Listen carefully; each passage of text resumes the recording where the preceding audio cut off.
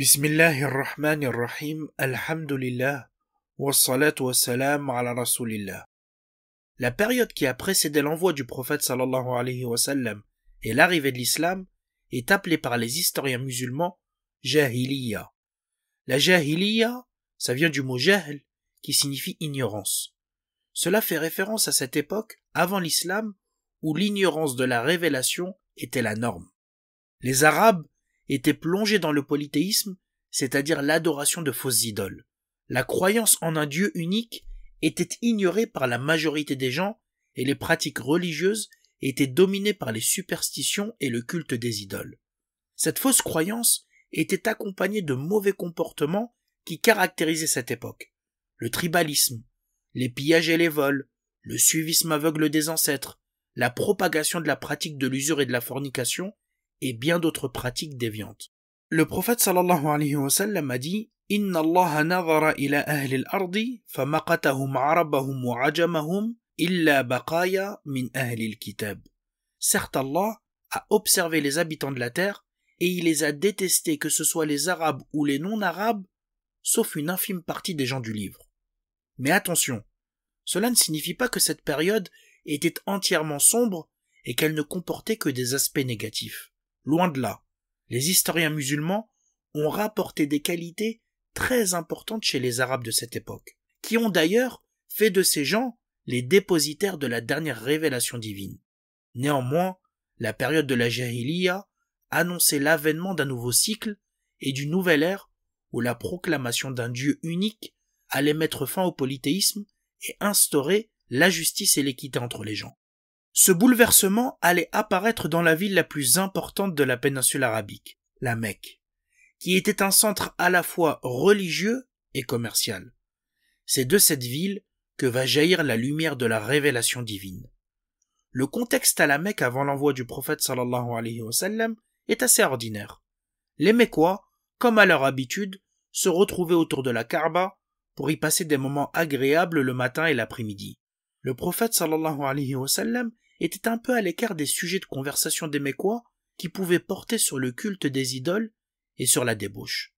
Le prophète sallallahu alayhi wa sallam détestait les idoles depuis son enfance, et Allah le protégeait des plaisirs frivoles. De fait, le fossé intellectuel et spirituel était profond entre Mohammed et les gens de la Mecque. Et ce fossé a continué à se creuser au fil des années, malgré toutes les qualités que les Mécois reconnaissaient au prophète sallallahu alayhi wa sallam. Comme on a pu le voir dans l'épisode de la reconstruction de la Kaaba, les Mécois admiraient la personnalité du prophète et ils le surnommaient Al-Amin, le digne de confiance. C'est donc dans ce contexte que la première révélation va avoir lieu. Aïcha radiyallahu anha, la future épouse du prophète, nous décrit les étapes qui ont mené à cet événement extraordinaire qui a marqué et qui ne cesse de marquer l'histoire de l'humanité. Elle nous dit « La première manifestation de la révélation était des visions véridiques durant son sommeil. Chaque fois que le prophète faisait un rêve, il se réalisait manifestement. » Aïcha radiyallahu anha nous dit ensuite « Puis il eut une attirance pour la retraite spirituelle, donc l'isolement. Il se rendait alors à la grotte de Hira, où il se consacrait à l'adoration, à la méditation, durant un certain nombre de nuits, avant de retourner auprès de sa famille pour s'approvisionner avant de reprendre le chemin de la grotte. Donc le prophète sallallahu alayhi wa sallam se retirait à la grotte de Hira, qui était à quelques kilomètres de la Mecque. On dit même que de là-bas, on voyait la Kaaba. Cela permettait au prophète sallallahu alayhi wa sallam de s'éloigner des préoccupations mondaines et de la routine quotidienne pour méditer sur la création. C'était quelque chose qu'Allah a inspiré au prophète afin de le préparer à recevoir la révélation. Aïcha nous dit ensuite, c'est ainsi que le prophète sallallahu alayhi wa sallam faisait jusqu'au jour où la vérité est venue à lui, alors qu'il se trouvait dans cette grotte. C'est alors que l'ange Jibril alayhi salam lui est apparu dans cette grotte et il a dit au prophète sallallahu alayhi wa sallam, Iqra, lis. Le prophète sallallahu alayhi wa sallam a répondu, je ne sais pas lire. Le prophète raconte, alors Jibril m'a saisi et m'a serré fort au point de m'épuiser. Puis il m'a relâché et m'a dit « Iqra, lis ». Alors je lui ai répondu une nouvelle fois « Je ne sais pas lire ». Il m'a serré une deuxième fois au point de m'épuiser, puis m'a relâché et m'a dit « Iqra, lis ». Alors j'ai dit « Je ne sais pas lire ». Il m'a serré une troisième fois au point de m'épuiser, puis il m'a relâché et m'a dit « Iqra bismi rabbika alladhi khalaq, khalaqa al-insana min alaq, Iqra wa rabbuka al-akram, alladhi allama bil qalam, allama al-insana ma lam ya'lam ». Lis au nom de ton Seigneur qui a créé l'homme d'une adhérence. Lis, ton Seigneur est le très noble, qui a enseigné par la plume, le qalam, il a enseigné à l'homme ce qu'il ne savait pas. Ce sont donc les 5 premiers versets de Sourate Al-Alaq, la sourate 96, qui ont été révélés au prophète sallallahu alayhi wa sallam durant la première révélation. Cette première révélation était survenue alors que le prophète sallallahu alayhi wa sallam avait 40 ans. C'était un lundi du mois de Ramadan. Le prophète sallallahu alayhi wa sallam a donc répété ces versets, puis il est revenu auprès de son épouse Khadija, tout tremblant de peur.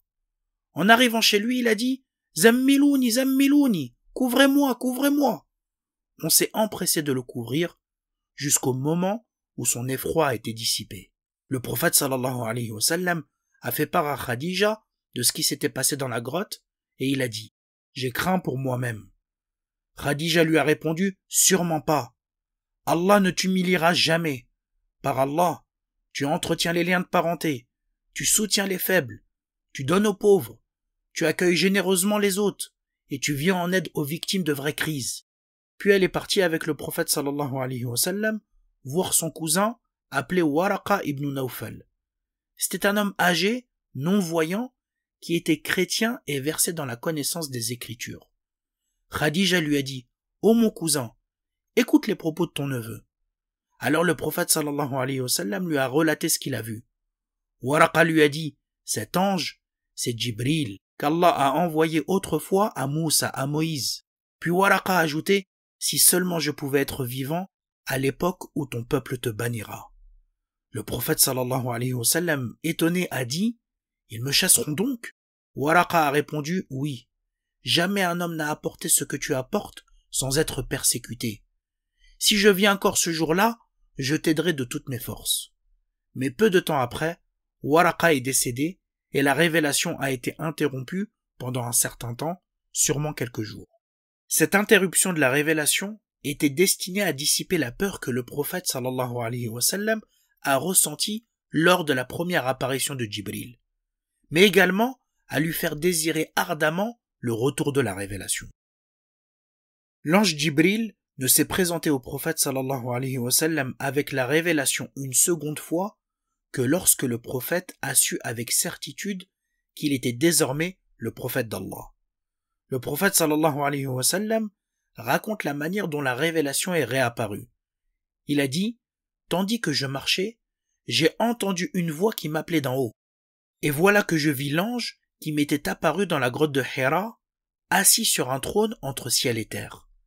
Je suis revenu chez moi en courant, effrayé auprès de Khadija, et j'ai dit « Zammilouni, zammilouni, couvrez-moi, couvrez-moi » Et dans une autre version « Dathirouni, enveloppez-moi et versez sur moi de l'eau froide. » Ils m'ont alors couvert, puis Allah subhanahu wa ta'ala a révélé « Ya ayyuhal muddathir, qum fa'anzir, wa rabbaka fakabbir, wa thiyabaka fatahhir, wa rujza fahjur. » Ô toi le revêtu d'un manteau, lève-toi et avertis, et de ton Seigneur célèbre la grandeur, et tes vêtements purifie-les, et de tout péché écarte-toi. Après cela, la révélation a repris et a continué à descendre sans interruption. C'est à partir de ce moment que le prophète sallallahu alayhi wa sallam va avoir la lourde responsabilité de la transmission du message divin et la lourde responsabilité d'appeler à l'adoration d'Allah unique. Je voudrais évoquer autour de cette histoire 3 enseignements. Le premier enseignement, on voit que la première révélation met à l'honneur le savoir et la connaissance. C'est un appel solennel à l'acquisition du savoir qui permet à l'être humain de s'élever et de reconnaître son Seigneur. Parce qu'en islam, la foi s'appuie et se renforce par la connaissance. Cette première révélation prouve aussi le caractère miraculeux du Coran. Comment peut-on imaginer que cette révélation vienne du prophète alors que lui et la majorité de son peuple sont illettrés?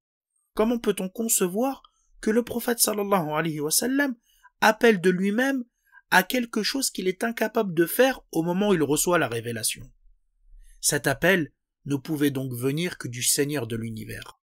Deuxième enseignement, c'est le rôle crucial de Khadija en tant que femme et épouse du prophète sallallahu alayhi wa sallam. C'est elle qui rassure immédiatement le prophète après qu'il ait reçu la première révélation en lui rappelant ses qualités exceptionnelles. C'est elle qui directement lui apporte son soutien en l'accompagnant auprès de son cousin chrétien Waraqa. Et c'est Khadija qui a été la première à croire au prophète et qui va l'accompagner dans sa prédication. Le troisième enseignement, c'est l'érudition de Waraqa qui a annoncé au prophète sallallahu alayhi wa sallam les persécutions qu'il allait subir. Cela correspond au verset où Allah subhanahu wa ta'ala dit وَقَالَ الَّذِينَ كَفَرُوا لِرُسُلِهِمْ لَنُخْرِجَنَّكُمْ مِنْ أَرْضِنَا أَوْ لَتَعُودُنَّ فِي مِلَّتِنَا. Et ceux qui ont mécru dirent à leurs messagers, nous vous expulserons certainement de notre territoire, à moins que vous ne reveniez à notre religion. Celui qui appelle à la vérité doit donc s'armer de patience et se préparer à connaître des épreuves et à subir l'adversité parce qu'il s'agit de la voie des prophètes et des messagers.